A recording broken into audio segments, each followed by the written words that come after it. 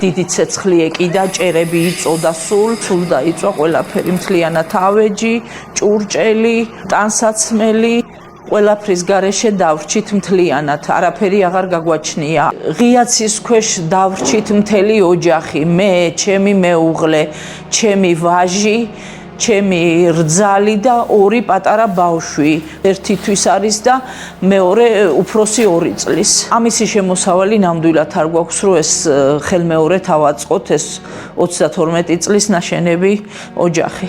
მე არ ვმუშაობ, თან ვარ ონკოლოგიური ავადმყოფი. სადინდოვანი კარცინომა მაქვს, ყოველთვიური მკურნალობა მჭირდება, ყოველწლიური გადასხმებს ვიკეთებ, ოპერაცია მაქვს გაკეთებული თან.